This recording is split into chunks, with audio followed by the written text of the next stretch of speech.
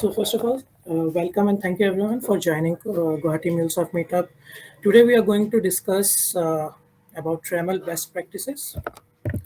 So I'm the host as well as speaker for today's chapter. So speaking about me, I'm working as Associate Solution Architect at Episaro. I have 6+ years of total experience, which brings out 4+ years in MuleSoft. I'm MuleSoft Certified Developer and Architect. I'm MuleSoft Mentor as well as Meetup Leader for Guwahati and Lucknow Meetup.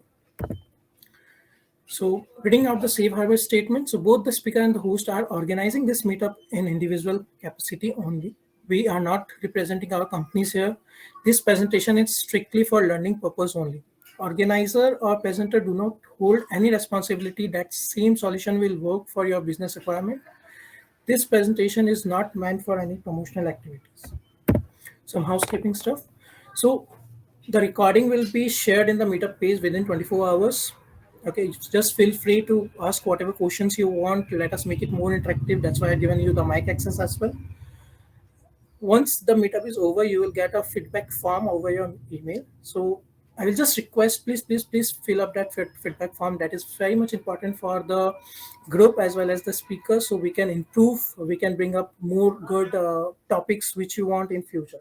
So please feel free to fill the feedback form. So now, starting with our topic, RAML and best practices.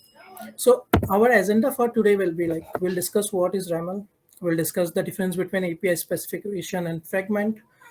The different type of fragments we'll discuss as data type, library, security scheme, resource type, and threads. And in data type, I will show you some patterns which will help us in email validation or phone number. So we can show these things, all things we can restrict in RAML itself instead of doing it in API level. Then the best practices, what should be the naming conventions we should do. I'll discuss about query string, what it's used for, then different data type for same resources and different data format. And at last, we'll discuss about strict validation. So out everyone over here. So I just want to know your idea regarding what you understand by RAML. Anyone want to speak their idea on what is RAML? Anyone? Yes, sir. Yes, sir. This is Arvind. So Yeah, RAML, basically the thing is that RAML is a blueprint actually for your project. It contains your project informations. What you want to and what you update and what you have to get. This kind of you can say when we're building first pillars, foundation actually. So this is for regarding so for the RAML. basically it's give you an idea what your API is going to be, what your structure is going to be. Correct. Yes. Anyone else? Sir, it's a contract between the customer and company. Contract between customer and company, I'll say not fully. Okay, anyone else? Anyone else want to speak on this or write it over chat? Okay, so basically what Arvind says, right, RAML, it's a blueprint, we can say. It gives you a structure. It stands for RESTful API Modeling Language, and it gives you a structure how your API is going to look. Okay, so this is what RAML. So in RAML, when we design, we have two aspects. One is API specification and one is API fragment. So anyone want to speak on that? What's the difference between API specification and fragment? Why we have these two options over in the design center when we create? Anyone?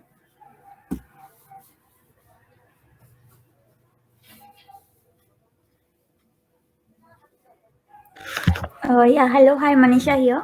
Yeah, Manisha.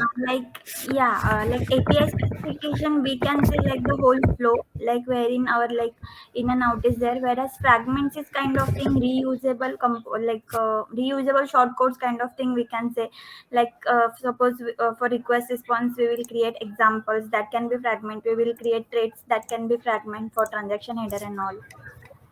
Correct. So in simple term, what I can say is fragment is a portion of API specification. So I can treat the API specification as parent and the fragment as child. Okay, we can inherit the properties of fragment in specification. So the fragments are small chunks which can be a part of specification, and I will show you when we move forward to the demo. Okay, so this is all the data types, like fragments, which we are going to discuss today is data type, library, security scheme, resource type, and threads. And here you can see like what all the options we get when we go and create, like try to create a fragments over here. These are the options which we get from in the design center. Then talking about the best practices, modularize and fragmentation. That means like what we have discussed, like whenever we create any RAML and we create a API specific, we should divide in API specification and fragments. Okay, we should create fragments so that fragments can be reused. Fragments are mostly used for reusability, so that if now suppose you are creating an experience processing system layer, so you have a data type which is going to be a pass through and will be same for both these three layers. So instead of creating this fragments separately in each API specification, what you can do is you can create a fragment individually and you can import that particular fragment in all these three API specifications for experience, process, and system. So that is known as modularize or fragmentation. Talking about naming standards, so these are the 4 standards which we can follow is like kebab case, camel case, snake case, or Pascal. And this is the way we write. Like in kebab case, we gave a dash in between. In camel cases, like first should be small and the rest starting point should be capital. This is snake case, and this is what the Pascal allows. Okay, then we will at last we'll discuss about the strict validation which we get in the API level. Okay, so let us directly start with the demo now. Any question in between? Yeah, Lakshmi, right. Are usable in API specification. So anyone having any question in between, like till now what we have talked about? Okay. So now let me show you how we create API specification and how we create fragments. So whenever you click on this create new, you get an option like this where you will have an option for API specification and one for new fragments. So when you click on this, you get different options, like you want to create fragment of what, like either it is straight or resource type or library data type, whatever you like wish to create a fragment for. Okay, so I have just created it like already created it over here. So I have few fragments over here. First one is the trait. So I'll discuss about the trait. So anyone want to say like what they understand about trait? What's the use of traits fragment? Anyone want to speak on that? Like just to set the correlation ID or transaction ID, we can say. Yeah, but why traits? Why it has been given such name, or why we have that correlation ID or something in traits only? No, sorry. Anyone else?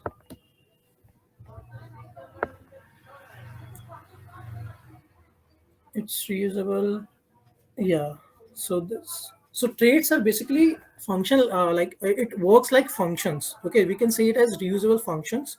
Okay, it works like functions. That's why like we use traits over there. So in this trait, I have created 2 RAML. One is for client ID enforcement, where this can be used as a headers, where I need to pass my client ID and client secret, then only I can access that. The second one is traceable, what Manisha told about, like correlation ID. Now, suppose you're working for a project for hospitality domain, okay, where the user is sending some request to the experience layer. Now that is going to the process and system layer, and it's a very big logic. Now you want to track that one. So how you can do that? So you can make that APIs traceable. You can pass X correlation ID, so that which will pass throughout your all applications, your all API, and if there is any issue, if there is any error, you can just trace it out with the help of this particular correlation ID. Okay, so that's what trait help us. It help us, like it is a function which can be reused throughout. Okay, that's what trait do. The other one is data type. Okay, now what data type do is, like suppose you have a post request. Okay, you have a resource where you want a post request, and you have some fixed input type which you want for your request. Okay, so data type help us to have that different inputs, where we can set it as like whether we want to have that particular field as required or not, like that is mandatory or not. Okay, that's why like we have this data type trait. data type fragment. Okay, again, it can be reused so that, like, as I said, if you have experience, process, or system layer, and like the same input is going to be used in all these three, so you can have a common data type and you can use this data type throughout your all these three API specifications for system, process, and experience layer. Okay, next, resource type. In this resource type, we define the get and post methods, basically, like get, post, delete. Okay, we define this. So every resource will require this methods. Okay, so instead of writing it again and again, what we can do, we can create a resource type and we can submerge this method inside this resource type and use this resource type wherever we want. Like, instead of repeatedly writing it again and again, we can use this resource type fragment to have all that together. Okay, and here I have mentioned this resource path name. So this is a predefined variable. Okay, this is not something which we can define. And here I have defined an example reference, which is a user defined variable, and I will show you like how it is used. I will show you all this. Okay, so this data type one, it is also a user defined variable, so that now suppose if I'm making it common, then each individual API will have their own data type. So I cannot make it hard coded over here. So that's why I make it as dynamic, and I will show you like how it is used. Any question till now? Am I going very fast? Can we have data type in XML format? So Ashok, that is the format what we follow. Okay, I have like not tried with XML. I have always tried it as JSON only, because there we give like properties, type as object or type as array. Okay. Common method properties like client ID, client security. Can you please explain correlation ID? Okay, Samba, like I explained that one. You want me to explain it again? Like, correlation ID is used for traceability. So like if I am have these different APIs like experience, process, or system, okay, then if I pass the correlation ID throughout, I can trace if there is any error type or something. Yeah, Manisha has also given the same answer. Thank you, Manisha. Okay. Now, the fourth one is security scheme. So in this security scheme, we define different type of security like auth 2.0 or basic authentication. So like to make our APIs more secure. Okay, so we have a separate fragment for that as well. So now if you'll see, like I have defined the type as basic auth. So there are several options which you can see over here. Okay, these are all the options which you'll get, like if you want to have any security scheme. So just for now, I'm using basic auth. Okay, and I will show you like how it works.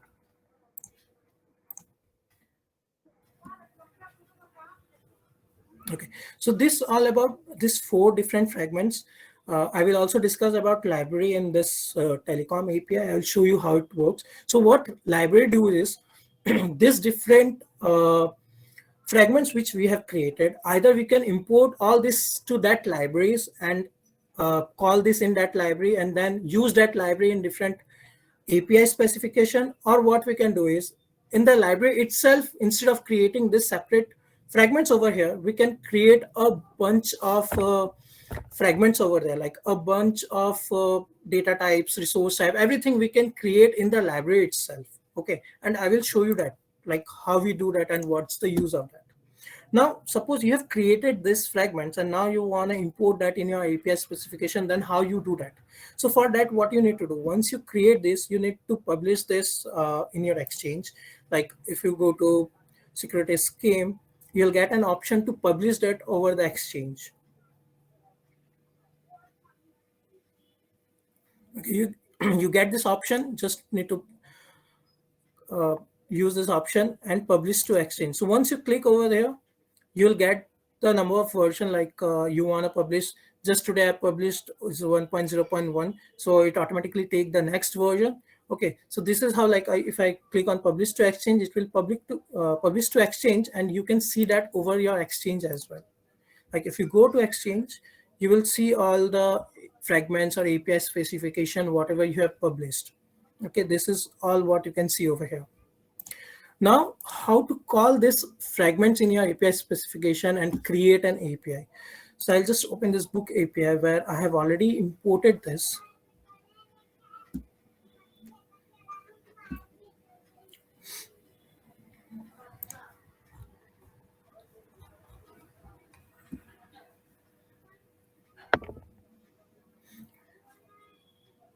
Am I going good? Am I going fast? Can anyone confirm? Is it fine? You want me to go slow or anyone? Bit slow, actually. I need to go slow or I'm going Yeah, fast? you need to go bit slow. I need to go slow. Okay, fine. Yes. Okay, fine. Okay, so now this is my books API. So how to import your fragments, whatever you have created. Okay, so this I have already created, but I will show you like suppose if I have nothing over here and this is something which I'm creating new, and first I need to import my fragment, then how you do that. So there is an option of exchange dependency. Okay, you need to click over there. Okay, and you need to click on add dependencies.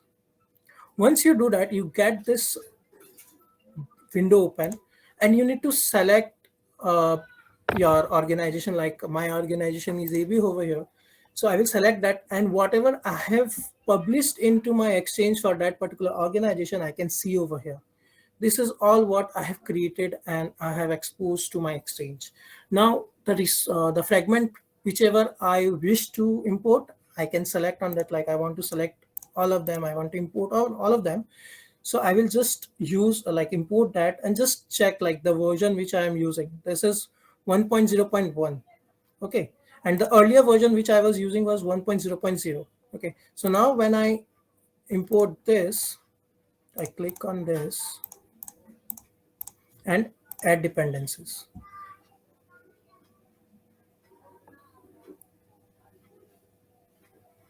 Okay. Now see, the version has been changed. The new version of my fragments has been imported over here. Okay, this is all my new version. So I just need to change this because this is referring to the old version which is no longer present over here.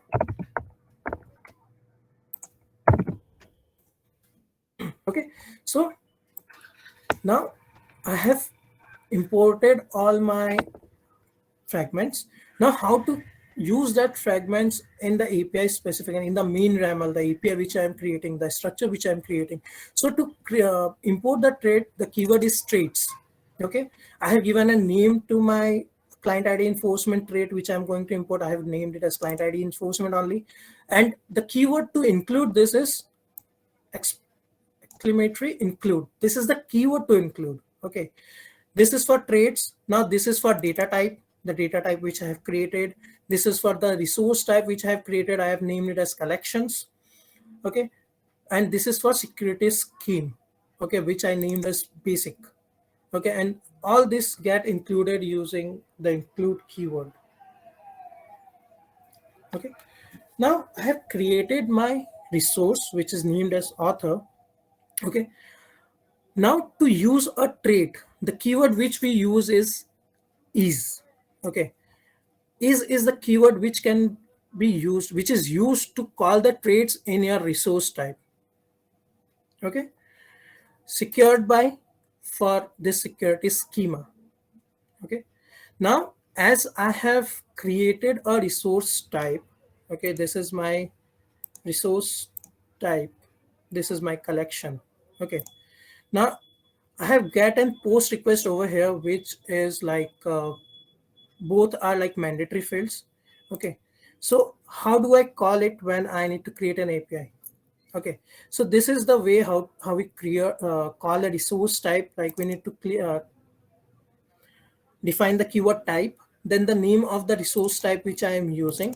Okay, in my this resource type I have shown you earlier, I have used a variable called data type. Okay, for one of my format, for one of my main type. Okay, this is that variable which I have used. Okay, so I am defining that over here so that whatever resource type I wish to, I can have it over here. So my resource type is author info, which I have like used over here with respect to this data type, this variable which I have used in my resource type. Similarly, I have two more variables. One is for example reference and one is example reference 2. One is for get and one is for post. Okay, this is for get and this is for post.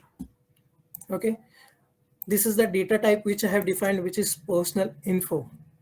Okay, and this data type is going to be used with my post because I have defined the variable over there. Okay, so now if you see over here, okay, so you can see I have used secured by basic. So basic authentication has been applied over here. Okay, now I have used traceable, the trait I have used over here. You can find that the correlation ID. Okay, now if I add another trait which is client ID enforcement, now you will see that is also included. Earlier it was only X correlation ID, now it is client ID and client secret as well. Okay, and if I remove it, it will be gone again. See, now only X correlation ID. Okay, now the example which I defined over here, I can see it as a response over here. Same goes for post. Now I have defined the data type over here, so I can see the input data type. This is my input data type, which the post request will accept with the meme type application JSON. Okay, similarly the output. Okay, so this is how you create the fragments and how you import that in your API specification, and you use that API specification, like you use that fragments in your resource types, whatever you create. Okay, any question till now? Yeah. What I'm saying actually just now, I see that you took a dependency from Exchange. Okay, so what I'm saying just it will come automatically in your that in it's run now in root files, or we need to include that one. How we including before, like we are making the folder in example folder files and like that. So we need to do like the same, right? Yeah, see when you expose that in your exchange, okay, Okay, then yes. using this exchange dependency in your API specification, this is my API specification, this Right. is not my fragment. Okay, Yes. so you need to go to your exchange dependency and you need to first add that. Right. Right. Okay, then after adding that, you will see that exchange model, like you will see that over here. Now Okay, you understand. need to add this in your main RAML, in your root RAML. Yes. So these are the keywords. Like if you want to include traits, then you need to give the keyword trait. Okay, then you need to give a Okay. name for your particular file. Now see, this is my trait where I have two things. One, I have client ID enforcement, and one I have traceable. Okay, so this particular include is only for client ID enforcement, where I have given a name to it. Now for Right. traceable, I have another name which I have given to this. Okay. Means we need to, manually we need to include like that, Include, right? yes, you need Yes, to yes. include in It will this not main come RAML. only automatically. It will come in the left side, right? That means. Not automatically. Again, you need to first Yes, yes. I import know, I it. know. It will come to your left side. Then again, you Yes. need to import it in your, like you need to include it in your Yes, uh, yes. Okay. main RAML, root RAML. And to Right. include that for traits, you need to give this keyword first, then a name, and then this exclamation include is the keyword to include that. Include individual files. Okay. Are you getting that? Yeah. Okay. So this is how like we create fragments and API specification. Now, Abhishek, sorry yeah. to interrupt. Yeah, if suppose if we are having only one field for traits, like wherein we have used that each keyword and we are like to get that array and two fields. If suppose only one field is there, in that case also that array like those open close brackets are required. One field, see, whenever you create a trait, okay, so you will create some functions in it, like you will either create it as a header. Okay, Okay. see, Okay. whenever you create traits, it basically get created like a header. Okay, so now to include that header, you have given this name. This name should be in this, like within this is keyword with this open and close array brackets Okay, or that is square the bracket. question. These open and close brackets are mandatory, right? Mandatory, yeah, yeah, yeah, Okay, yeah. okay. Yeah, got it. Thank you. Okay. Cool. Now to an interesting part of our demo, okay, where I will show you the use of libraries, and we will I will show you using Postman will do different things over here. Okay, and that is about the telecom API. So now we have seen four different fragments. One is traits, one is data type, one is security scheme, and one is resource type. Now libraries. Okay, so I have not created a separate fragment for library. I am creating it over here because I will be doing changing, I will be doing changes over the library. So if I create a fragment again and again, I need to uh, publish into Exchange, and then again and again I need to import it. That's why I just created this library in this specification. Okay, so what the library do? Okay, the library, I can say, is a collection of all the different fragments what we have created. Okay, you can see we have traits over here. Okay, I have not imported any fragment over here. I've simply created a fragment itself. Okay, in API specification also you can create fragments. Okay, how you do that is right click on this new file. Okay, and this is what you can choose from here. Like these are the fragments you can choose over here. Okay, this is how I have created the library fragment. Okay, so you have two options: either create a fragment outside API specification and then import that, or you can create it within the API specification. Just the difference is when we create it outside, we can use that in multiple API specification. But when we are creating that inside API specification, that is limited to that particular API specification only. Okay, that fragment cannot be imported to any other API specification because it's become the part of this API specification. Okay, and the fragment is library. Make it sure it is not spelled as libraries. It is library. Okay, so using this also you can create the fragments whatever you want. Okay, so I have created library over here where I have this trait, I have this data type where is postpaid is one data type, and I have defined few list over here the fields which I required. Prepaid is a data type which I have created. Plan ID is a data type where the field is plan ID. Tariff is a data type where is a field is amount.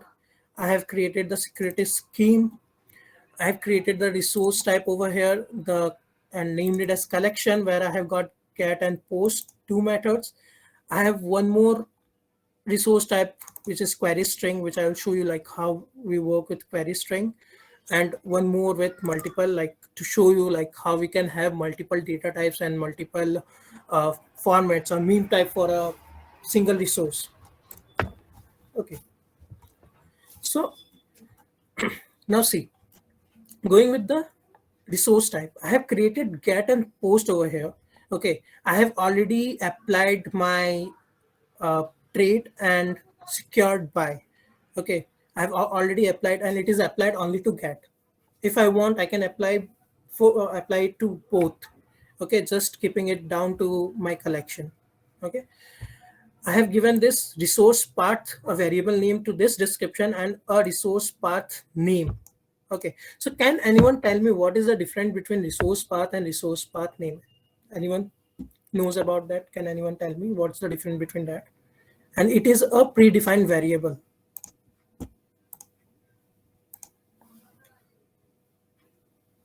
No one? Okay, fine, no issues. Okay, so first thing, to import a library, like the way we imported the fragments, to import a library in API specification, we use the keyword as uses. And for this, we don't need to use the keyword include. Okay, keep in mind, like for library, we don't use the keyword include. We directly specify the name of the file which we are going to use for libraries. Okay, now here I have one resource which is known as customer. Okay, so in that, for my resource type collection, I have got get and post method which I made it as mandatory. Okay, so when I use the collection, okay, the resource type collection, automatically I got the method as get and post. Okay, again in that I have predefined variable, for example, which is this. Okay, for get and for post I have this variable. Okay, where like I have defined the example, but again along with the resource path name, which is a predefined user defined variable. I have a data type 1, which is a user defined variable, so that I can define whatever data type I want according to my wish. Okay, and this is how we call it. Okay, so now if I see my get request, I can see the security is applied because in my resource type in my library, I have given it the secured by, which is like basic. So I am getting basic authentication. I have given another traits to it, okay, which is traceable. Okay, so I can see it over here as a header. Okay, this is the example which I have given. Okay, similarly for post, I have defined a data type which is I'm calling over here. Okay, for this I have not defined any secured security, so I have not given any secured by, so I'm not getting anything like basic authentication. Not I have defined any trait, so I'm not getting any traceable, any X correlation ID as well. Okay, which you can see over here. I have not defined it for post, I have only defined it for get. Okay, now let us test it. So to mock to test a API specification, we can use the mocking services. Okay, so how we can use that is to enable the mocking services. First thing is you need to click over here in the mocking services configuration, and you need to enable this make public and select by default. Okay, make sure like if you want to check it in your local from your local system, you need to enable this local setting. If you're not going to do that, it is not going to work. Okay, so let us first test this. So I will just pick it up. Okay, I'm testing it for get request for customer. Okay, so I'm not giving any parameters, any authorization or any headers. Okay, but my resource type, my get resource actually required it. Okay, if I see over here, it actually required a header and it required a basic auth as a security. So what will happen if I try to like call it? Okay, so if I call it, it gives me an exception saying like header authorization is missing. So what I need to give is I need to enable basic auth over here. Okay, I need to give a username and password over here. Okay, I have given that. Now what if I try to do it? Still it give me error because I have also defined a header which is X correlation ID. So I need to give it over here as a header, and I can give any value because I have not defined any value. Okay, that what you see over there is just an example. And now if I try to call it, it is working. Okay, now for my post, okay, if I need to call this post, I need to use this particular input type. Okay, because I have defined my input type as postpaid, which is the data type which I have defined over here. This is postpaid, which I have defined over here. Okay, so in order to have a post request, what I need to do is I will make it as post. I have not given any authentication over here, so I'll remove it. I don't need the header because I'm not defined it. I just have given a body which is a JSON type, and I will give it over here. Customer created. Okay, now if I remove one of this, as all of my fields are mandatory, if I remove one of this, it will give me error. Okay, because tariff is a mandatory field. Okay, and I have not given it. That's why it gives me error. Okay, now another thing is I have given a validation for email. Okay, this is an email validation where I have given is like before my at the rate, I can give anything what I want, like number, name, dot. Okay, we should have a at the rate to be sure. If there is no at the rate, it will not work. Then after that, I can have the name of my like provider, like I'm using Gmail, so I'm using Gmail. Then dot, then 2 to 3 letters, like it can be .in, not .com or .co. Okay, so let us just verify that. What if I don't give a valid email address? See, it is giving me a validation error. Invalid email string does not match with the pattern. Okay, so I need to give the valid pattern for email. So this is how we validate the email. Next is with the number. Again, for number, I have given a pattern, okay, where I have defined like the first digit, like it can be anything from 1 to 9. Okay, in between, it can be anything from 0 to 9, and it should be up to like 10 characters. Okay, the index should be up to 9. It should be up to 10 characters. So this is my phone number with 10 characters, or length is 10. So if I remove one out of this, if I make it 9, it won't work. Okay. Again, if I make it as 0 as the starting, it won't work, because I have specified like my starting should be something in between 1 to 9 and nothing apart from that. Okay, it should not, it cannot be 0. So this is how we validate the email and number. Any question till now? Very good. Abhishek, the field which you define is like, suppose, like pattern. We get to know about this from that shelf, right? I didn't get the shelf means? Like suppose I don't know this pattern keyword only. Like I saw this keyword first time. So Okay. how I'll get Okay. to Okay. know? Okay. This is like you can get it from here. Okay. So this is something that's like automatically you can get it from the RAML itself. Okay. Otherwise, like if you Google or something, you can get it. Like Oh, there is something called pattern. Okay. But this is like a great feature of Design Center where you get the things like automatically it gives you what all options you can use over here. okay, Okay. okay, okay. Yeah. Yeah, Abhishek, one more thing. Like for the email validation, in that pattern, we have used begin dot plus, but for the where we are putting after at the rate, we are putting plus question mark dot. So like this question mark, it will be similar kind of thing, like any number of characters, or how is it? Yeah, this is a kind of format like okay, this is just a kind of format like when we specify this says like you see this one, so it specifies like it should be something in alphabet. Okay, it cannot be anything which is number or Okay. any special character basically. No, I was talking about after the at the rate part and before that dot com part. Dot com coverage is This one you are saying. yeah, this one. So this is a kind of pattern here which is used actually. Okay, okay. Like, yeah. Okay, one more thing is enum. Now if you'll see, I have defined a enum. So what enum says is, enum make it mandatory. Like if I need to like pass anything for plan field, it can be only postpaid. Okay, it gives you an option like only for postpaid. You cannot have anything else. So like if I go here and if I try to have it as say prepaid, don't allow me because I have not defined an enum value for prepaid. I have defined it only for postpaid.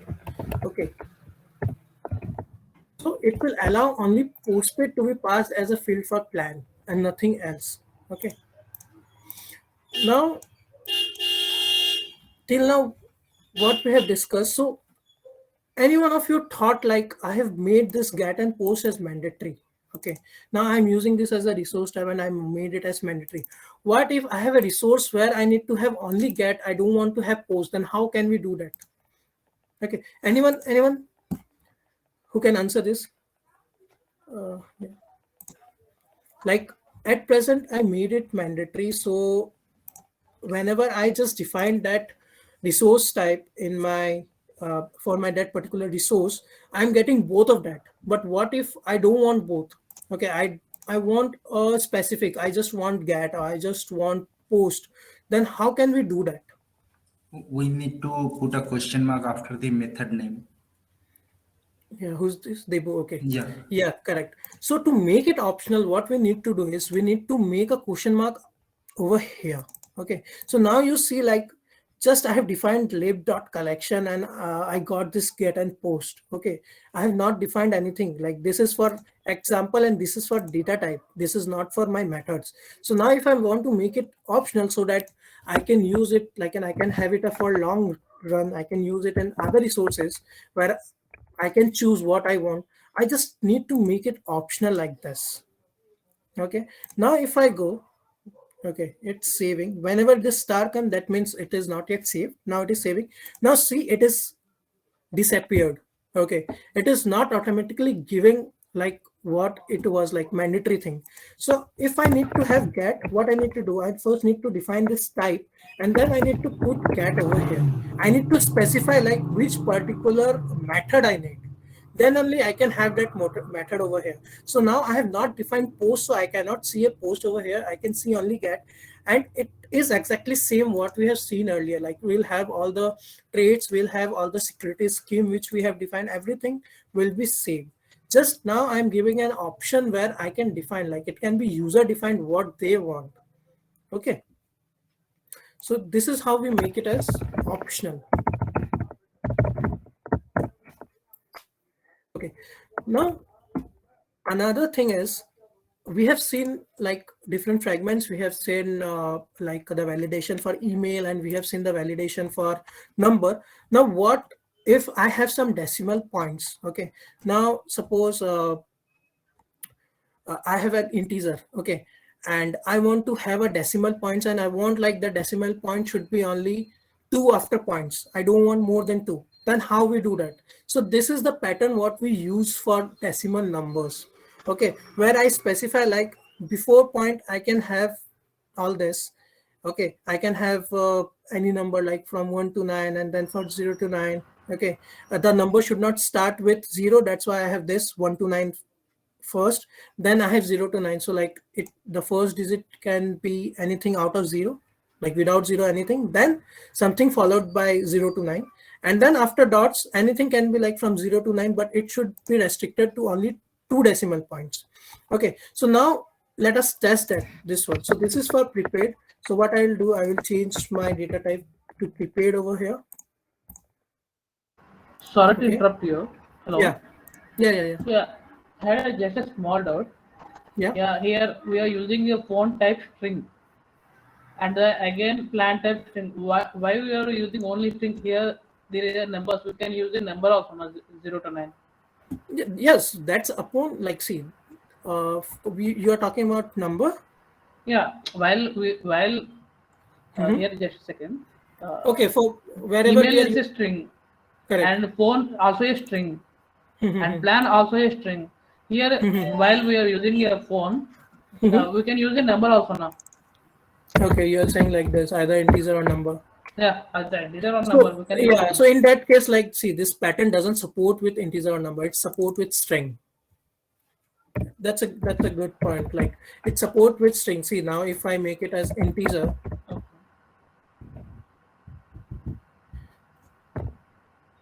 automatically it comes like property pattern not supporting RAML with number mode. Okay, either it's be number or integer, it won't support. That's why I have to make it as string. The supported pattern not supports the integer. Yeah, correct. And thanks for that point. Yeah, that's a good point. Okay. Thank you. Now, yeah, thank you. Now I've switched to prepaid, where I will validate my number part. Okay, so now this is my post where my input will be something like this. Okay, now I go to my mocking service, I put it over here, I send it customer created. Now if it was limited to 2 numbers, what if I make it 3 number now? So it gives me an error saying like does not match. Okay, so I cannot have, like, I defined is the pattern with only 2 digits. The after dot it should be only 2 digits, but I am giving it 3 digit. So it will not allow me. So this shows like how, like, what all things you can validate itself in the RAML. Okay, instead of going to your application and creating logics over here, instead of doing that, you can do the same thing in the RAML itself. Okay, that's fine. Am I getting it? Required false. Abhijit, I didn't got what you were saying. Okay, you were saying about required false. Okay, fine. And what if we mention required true along with this? Who will get priority? Okay, sure. Hitesh will see that also. So any question till now on this? Anyone, any question? No? Okay, so now I will show you a few more things, like few more amazing things. Now suppose I have defined, like generally what we follow like when we define any data type, we give a field name, then we define as type as string, required as true to make it mandatory. If we make it as false, then this particular field will be optional. Okay, this is what we have seen till now. Or one more way what we can do is like if we want to make it more short. Okay, how we can do that? Now I'll make one more data type. Okay, let me make it over here instead of that. Let me make it as suppose, just for example, I'm taking it. Okay, then I'll just simply take few fields from is like just Just a slow forward. Yeah, tell me. No. The same code. Uh-huh. I will show you the I had a dot in the same telecom API. Just want to open that. Yeah, this is telecom API. No, I can't see anything here. Okay, then API, others can see. Then. Yeah. API. Okay, this one. No, this one. Here, email string given and the pattern. The pattern should be mandatory. For email, you are saying? Yeah. No, this is what I'm showing, like how you can validate. It's upon you. You want to do that in your RAML or not. So I'm showing like how you can have a pattern in your RAML itself and you can validate in your RAML itself instead of validating in your API or writing logics in your API. Instead of that, you can do it in your RAML itself. That's what I want to explain, like how we can do it in RAML. It's not mandatory. It's upon you, like you want to do this or not. Just a second. Here the string required true and narrative we came with the example. Na? The same way, can't we go here for email? I'm not getting. Can you come again? Here for the properties name. The type string required true, and direct given the example. Correct. Here we didn't use the pattern, but in the same way. Yeah, because I don't want to use any pattern over here. This is simply a name. Okay. I don't want to validate that. For email, we need a validation whether the email is a correct email or not. Getting my point? See, email is something which we need to validate. Now, name I cannot validate. It can be anything. Okay. Yeah. Okay. Now, I just want to show you some by default things what we get in like when we define any data types. So here I have given like type string, required true, example, again type string, pattern, this. Now, what if I don't give all this? Okay. Now I have simply given name and I have simply given email. Okay, I have just given this to thing, and my data type is test. Now, let me show you what happened when I just don't define anything. So what is the by default value what we get for this different data types? Okay, it is just saving. Okay.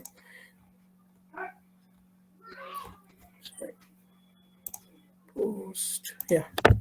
Now see, by default, if you'll see, okay, my name is defined as string, which is required, which is true. Okay, it is mandatory. And my email is also a string, which is required. Okay, now if I go to my flow, okay, I have not given any other blocks like required as true or type as string, but this is what by default it took. Now, if I call this, it will work. And if I remove any one of this, I removed email, it won't work because email is a required field. Okay, so this is what by default functionality of a data type. Now, if I make it as question mark signifies that it is optional, like it is not mandatory. Okay. Now, if you'll see over here, you will see the required field is removed. That means it became optional. So instead, like when we go and we define a data type and we make it as required false or maybe required true. So if we want to make our code a little bit small, what we can do is like simply we can either give question mark or we don't give question mark. Okay, now coming to Riteshwari's questions where she is asking like what if we give this as question mark and why we make it as required type is true, what will happen? Okay, so let us see that as well. So now I have given it as optional in this name, but I have given the required type as true. Let's see what will happen to name. Okay, so it took it as a field name. The name question mark will be taken as a name, a field name, where my like required is true. It is a mandatory field. Okay, so it is giving more priority to this one which I have defined. What if I give it as false?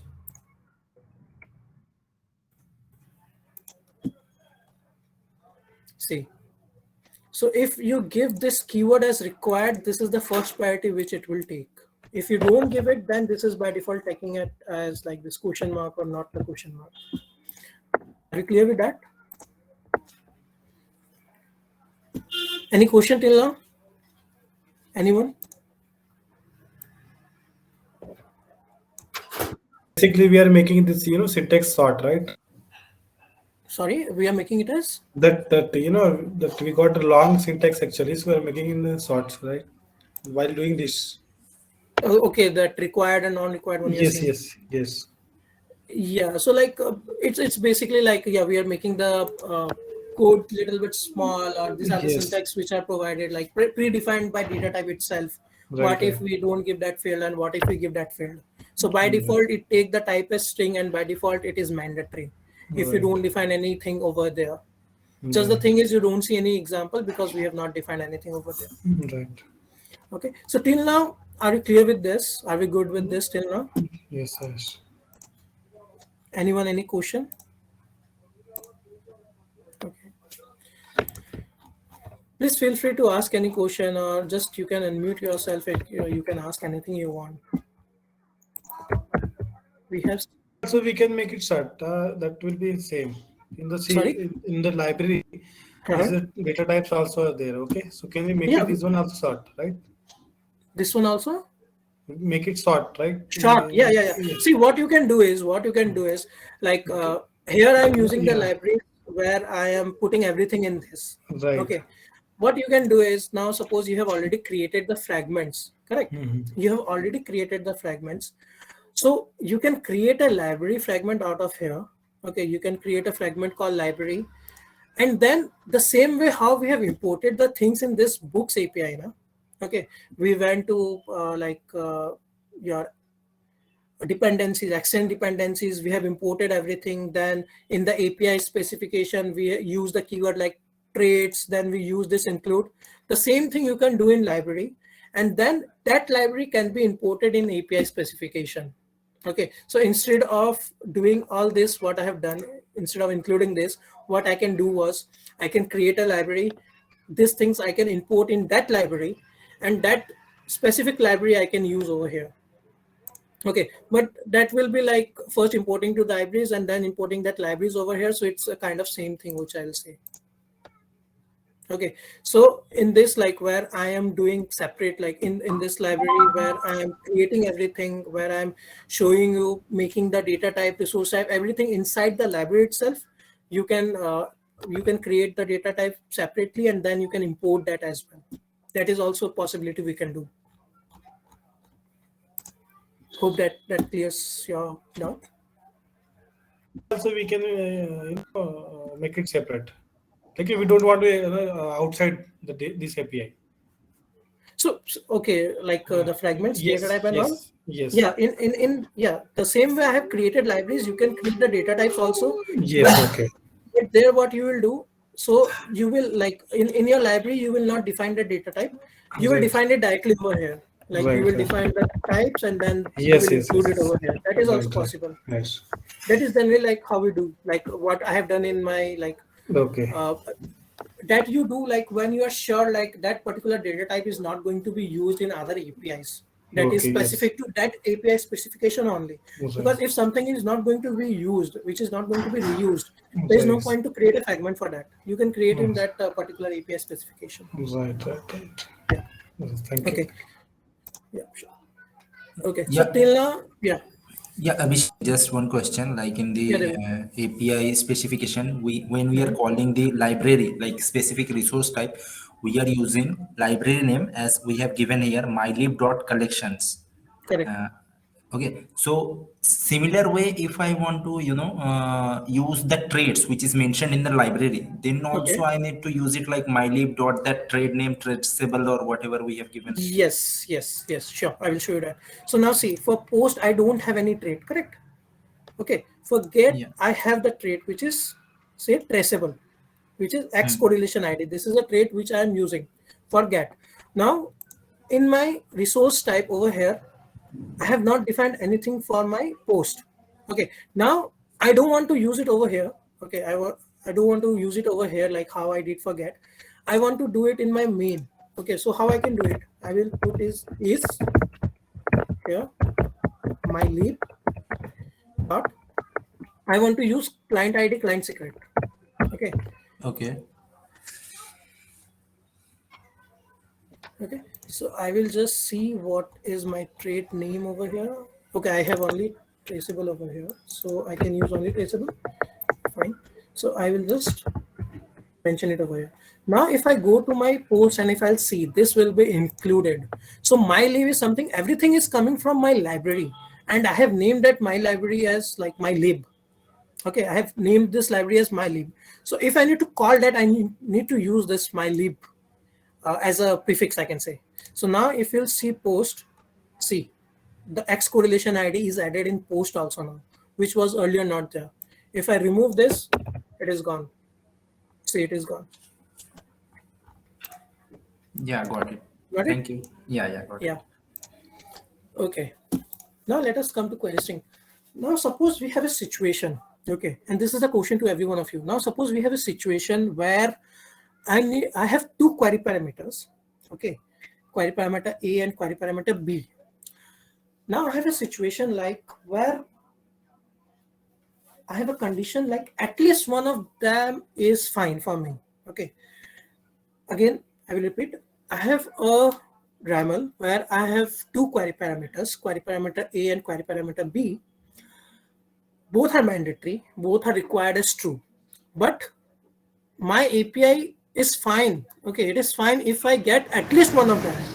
Okay, so minimum one of them should be passed to my API. Okay, but when I defined RAML, I have defined that both as mandatory. Okay, so how can I have that functionality? Okay, anyone? How can I have that functionality? Like both the query parameters are mandatory, but it is fine like if my API get any one of them. Okay, it's not like both of them is also fine, any one of them is fine, but at least one should be passed. That is mandatory. Okay, so in normally like how we define our query parameters and how we create an API, is it possible to do that with defining a query parameter? Anyone can answer me that? Come on, guys. Include those in traits, because query parameters are also That will type be comes that under will be header header. only. No? That will be header then if we do that traits. Okay, but then we can use that field right there, like as a field we can use that query parameter. But if you define traits also, like you need to define like you need to define it into this is. Okay, it is you need to define all this all the traits over here, correct? So it will be mandatory that where I need to pass everything. Oh, okay. Anyone else? Okay, so here the picture comes for query string. Okay, so what query string do is, query string help us in this situation where it allow us to make the mandatory query parameter as optional. Okay, and I will show you that. Now suppose I will have a resource type as plan. Okay, I will have it as get. Okay, I will define a query parameter.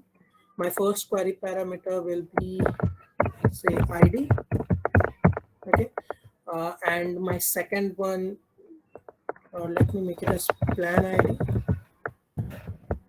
Okay, and the second one is amount.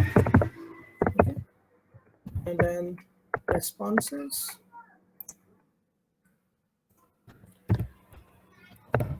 200 body JSON example, and here I will put a message, and I will also show you, like we talked about resource path and resource path name, and I will show you like how it works. Okay.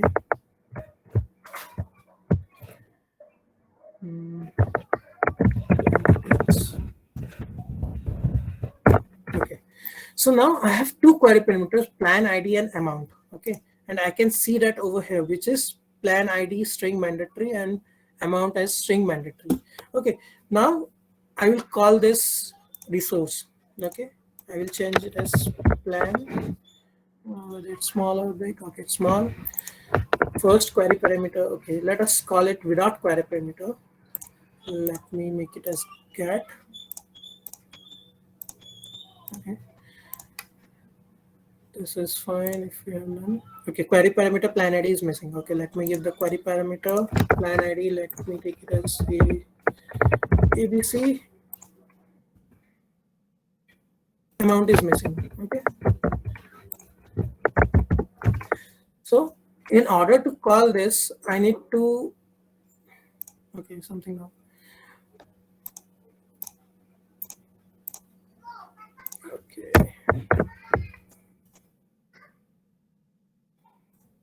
Let it save. Okay. So see.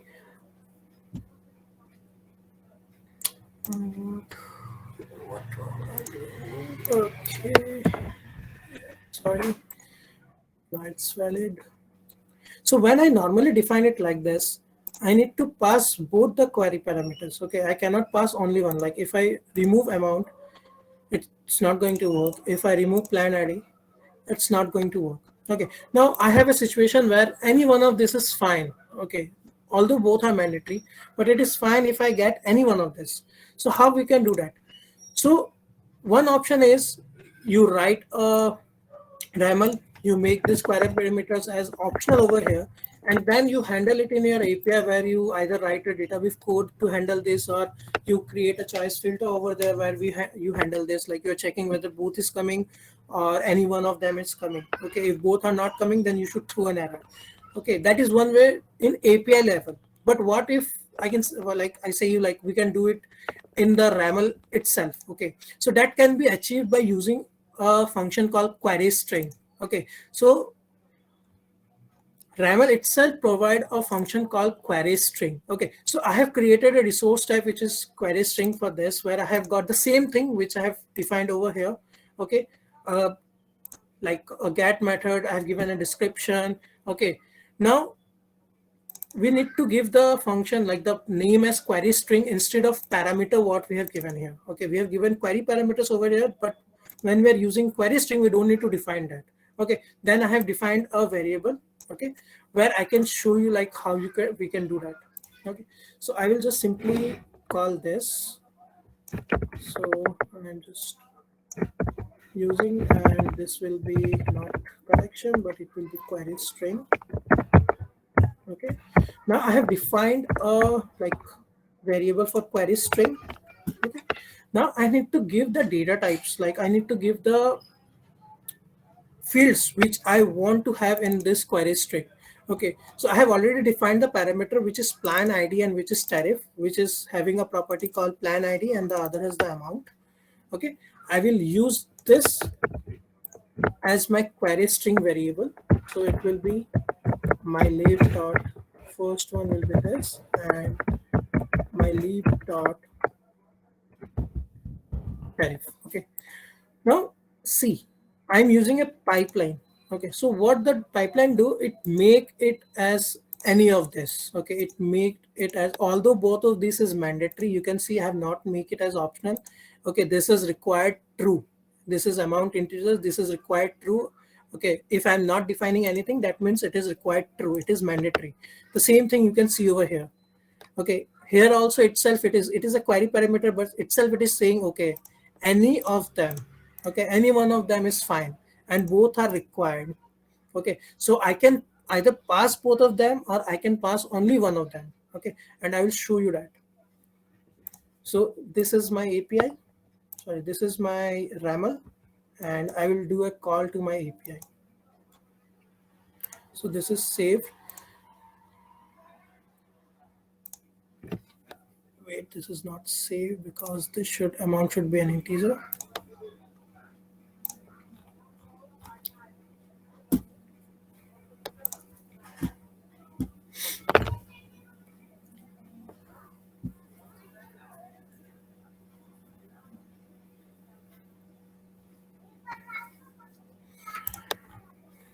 Okay, let me see if it works now. Sometimes it takes time.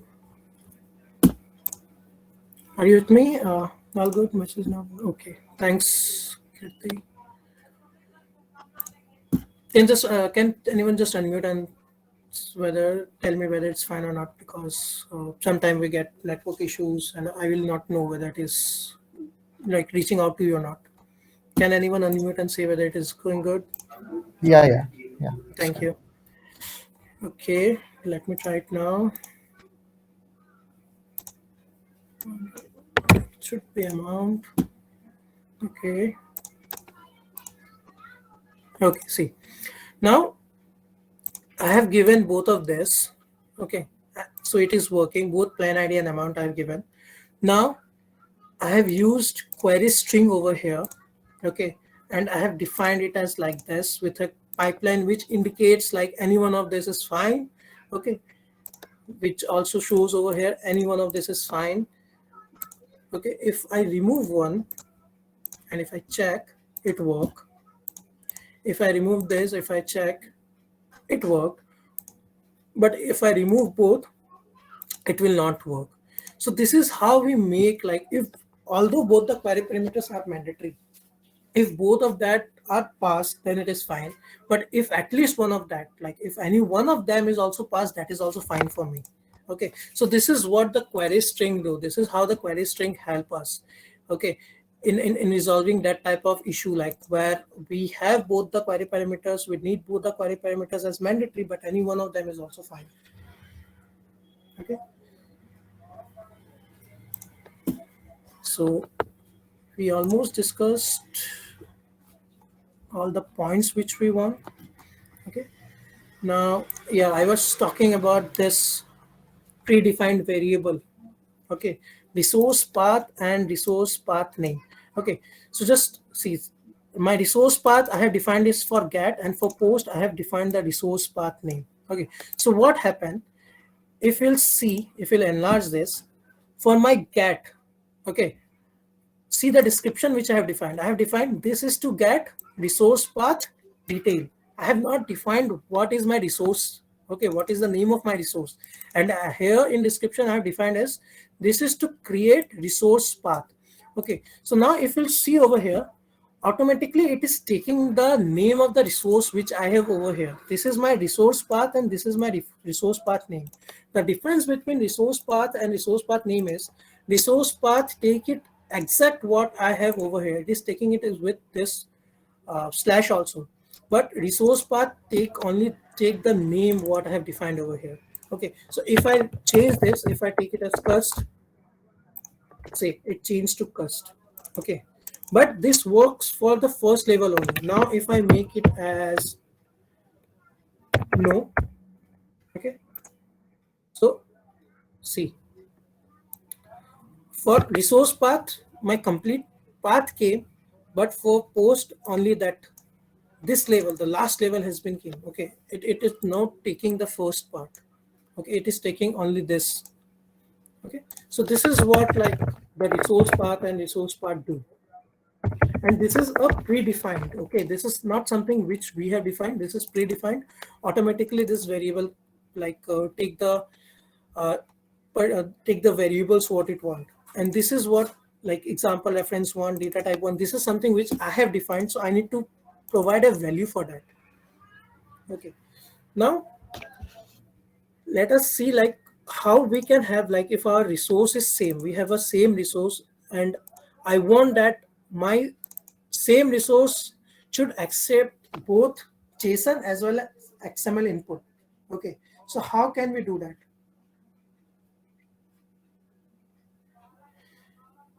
Okay, so let me remove this. So I already have a resource type which is multiple. Now I'll explain. It is a post method which is mandatory.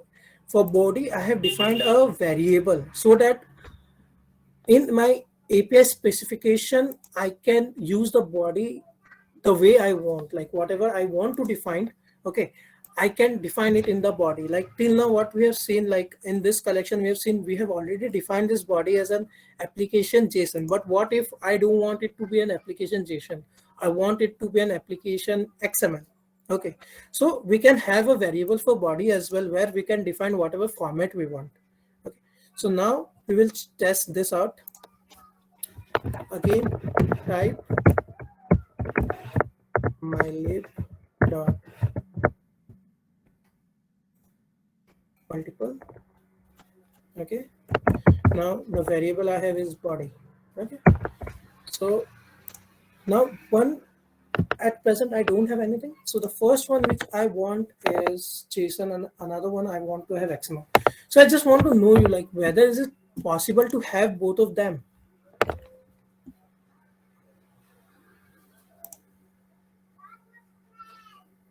Hello, anyone? Like, is it possible to have one resource type having different type of meme types or format types, we can say?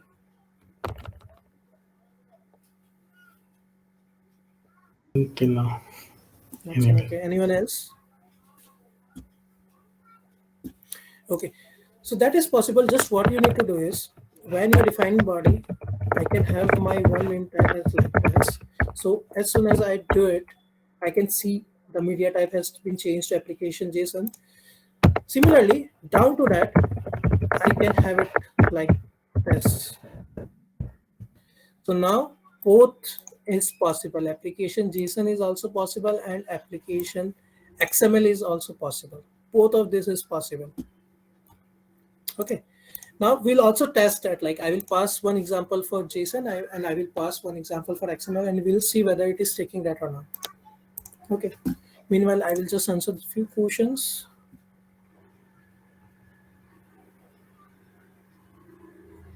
Okay, so this pipeline, for example, here it shows like I'm moving to the next line.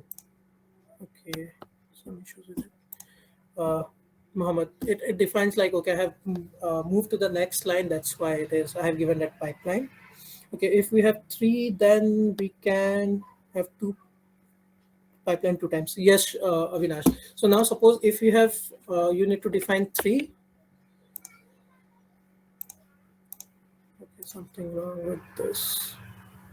So now suppose if you want to define this, so I'm just showing you over here. So now suppose I take data type 1, then I have given data type 2, then data type 3. In this way, we can define 3, like it will allow any one of this. So basically, pipeline work as OR. Okay, it work as OR, either this or this or this. Okay, it works like that. To make both as mandatory, what to do then? Okay, so to make it mandatory, just don't use the query string, just use the query parameter, what I did in the first, when I was explaining. Like I just defined query parameter, inside that I have defined the different fields which I want. So both will be mandatory. Yeah, so Avinash, like if it is mandatory, then you can define the required keyword. Either you cannot also, like you can use the question mark and If you remove the question mark, then it will become mandatory. Okay. Why it is giving to be replaced in another program. Let's see if anything wrong happened. Just we are at the end of few discussion. After this, I will show you like how the same resource with the same data type can have multiple inputs. That also I will show you. Okay, why it is showing error?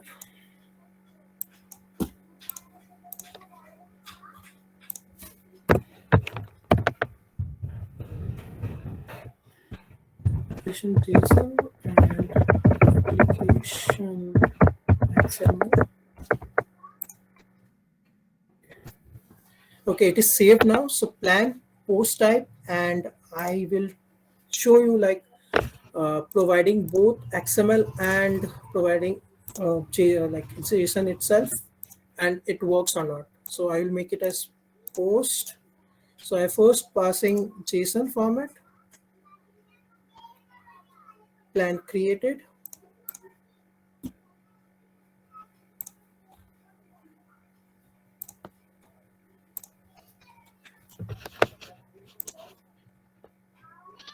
Okay. So my JSON worked. Okay, I am getting a message. Now let me try with XML itself. So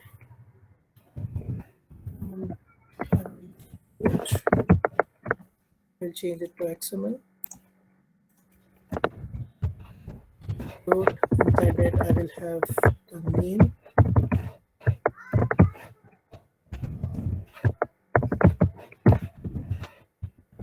Okay. Now to the same resource, I have just changed my type, my input type. I have not changed the URL. I have not changed the resource, and I will just hit it now and let us see. Okay, see. So both XML, okay, and JSON are working. So it is possible to have that like one resource type is having both the format. Okay. Now I just want to know like now I have application JSON. So is it possible like for both I can have two different inputs or two different data type? Is it possible? Can anyone tell me like whether it is possible or not? Like I have a JSON and I want to have two different data type. Like I have got postpaid and prepaid over here. So I want like it should accept my postpaid input also and it should accept my prepaid input also. Is it possible? Can anyone tell me about that?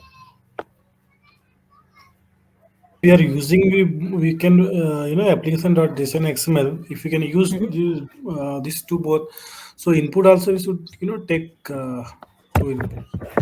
Yeah, so for that also like how we do is we defined we use that we do that using pipeline. Okay, so just remember like pipeline is something which enable you to have or methodology we can say. Okay, and I will use my resource data type prepared. Okay, now if I go and if I see, so see, although it was allowing me both application JSON and XML, now it is also giving me option for postpaid and prepaid, and I can see both the input example over here. See, you can see both the examples over here. Okay, so if I'm using this,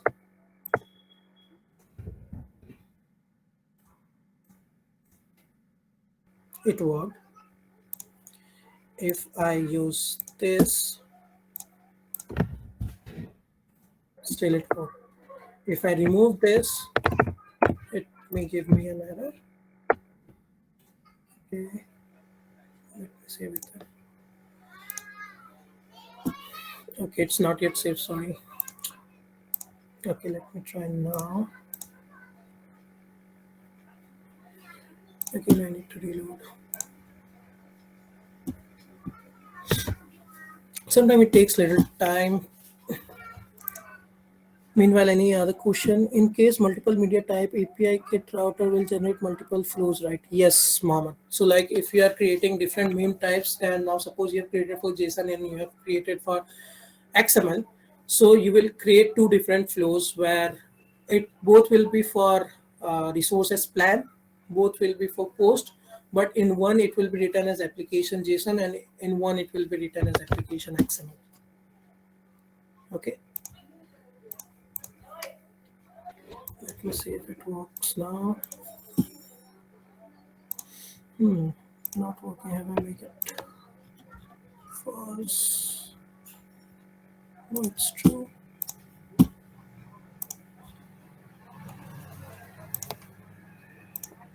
Let me try again.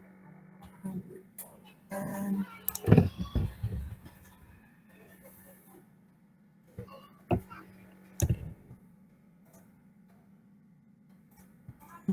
something wrong with that.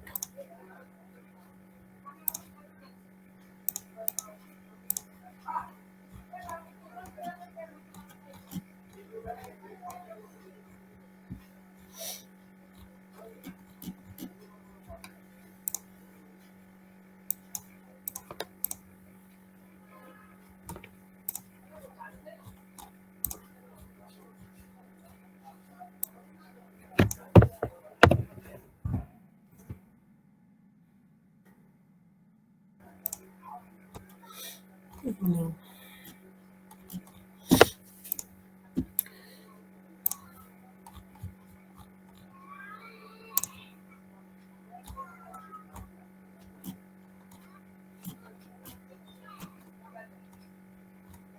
Yeah, sorry, but something wrong with that. It actually works, but I'm not sure why it's not working well.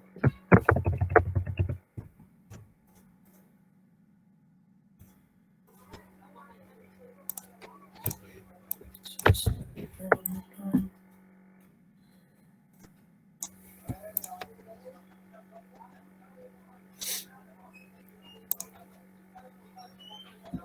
Any question meanwhile?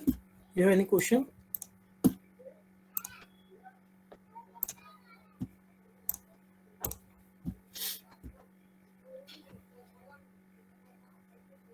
Anyone, any question?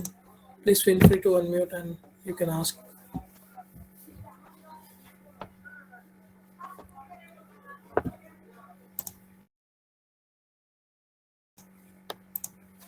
Okay, let me try now. Yeah, that's working. Okay, so there is some loading issue why it was not working. So I will show this again. So I have two different set of inputs. First is this where I have name, email, phone, plan, tariff. Okay, I will call with this. Now this is working. Now I will call with the second one, which is instead of tariff, I have got balance and validity. Okay, I will call with this. It's working now. Suppose I remove one of this and I send it, it gives me error. Okay, validity is not found. Okay, So the video gets started. sorry, The video gets started. come again. Video can't be clear. I can barely hear you. So you can type it on chat what you're saying. Did anyone hear? Can anyone other help me with this? Like what he was saying? Was not clear. Okay, fine. Okay, so are you clear with this? Like how we can pass, like how we can have different formats, how we can have like in the same format we can have different data types, and we can allow like if all of these are mandatories. Okay, just one drawback is like it is taking both the inputs. Okay, like for postman and prepaid, so it will show you like in RAML it will show you other also. Okay, like for plan prepaid is not a valid enum, like which is actually for postpaid. Okay, and prepaid we have not defined any enum. Okay, then it is also giving us for tariff, which is also from the postpaid one. Okay, but it do work like with both the input basically. Okay, so this is all about like we have discussed what is RAML, API specification, different fragments we have discussed, best practices, query string, different data types we have discussed for same resource, different data format we have discussed. So now we are just with strict validation, and I will show you like what is strict validation. Meanwhile, if you have any question, please let me know. Anyone, any question?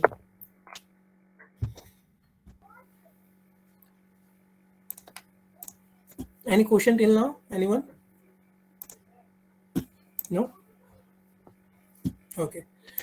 So I hope you are clear till now what we have discussed and what I have shown you till now with like different fragments, API specification, libraries, resource types, how we like if we call anything in the library, if we define anything in the library, how we call that in the API specification, what are the different way of creating the APIs. Like generally what we do is why we define fragments, we import the fragments, we include that in the API specification itself.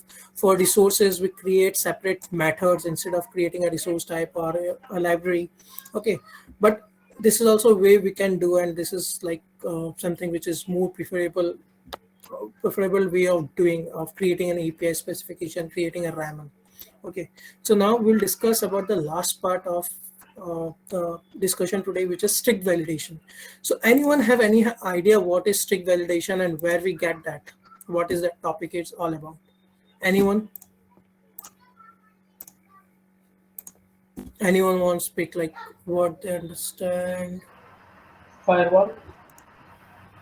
Strict validation. The last topic which we are going to discuss. API kit router, yeah, issue we can define it in API kit router. So what's the use of strict validation? Can anyone tell me that? Any knowledge on like what's the use of strict validation?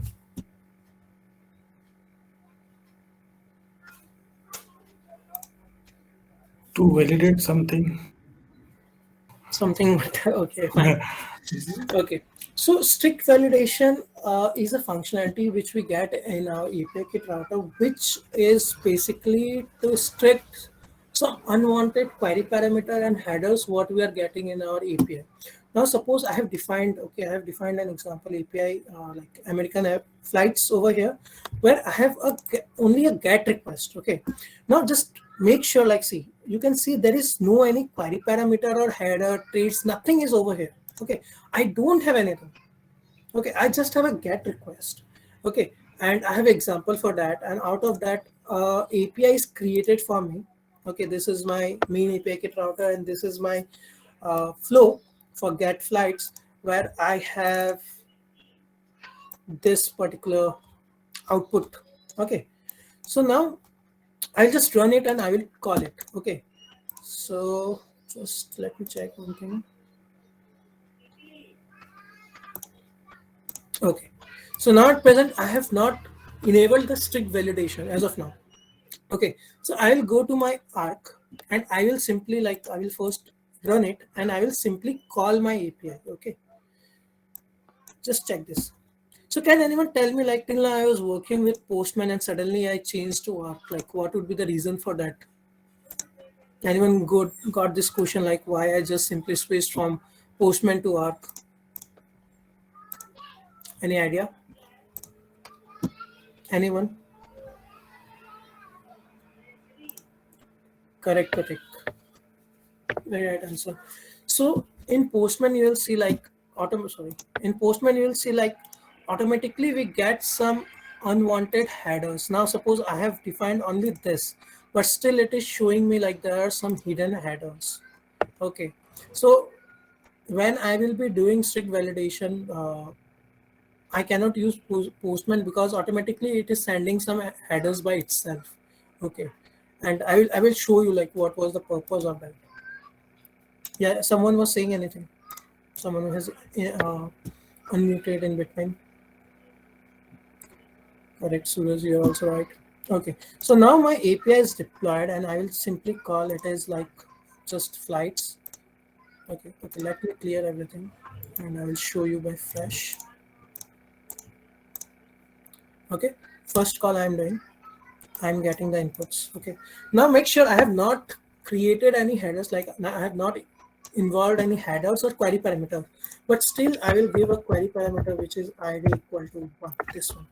So now if I call, whether I will get an answer or not, can anyone tell me?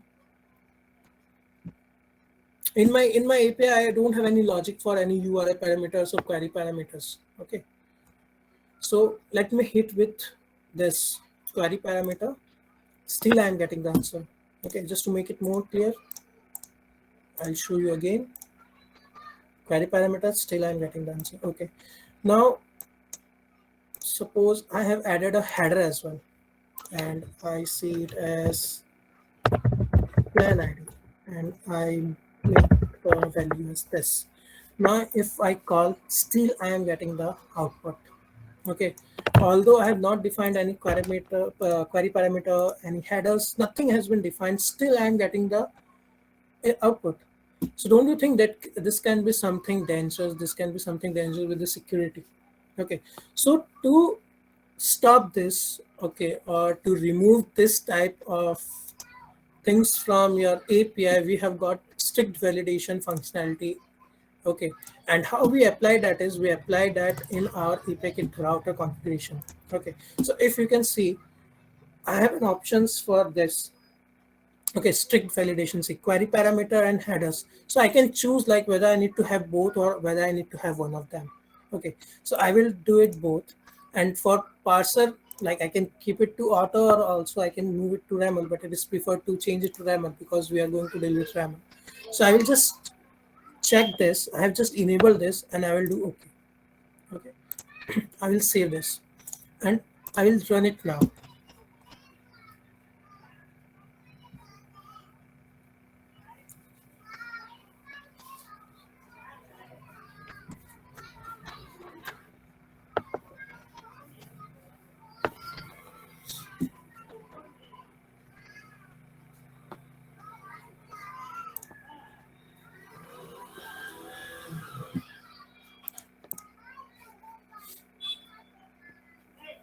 Okay, it is deployed now.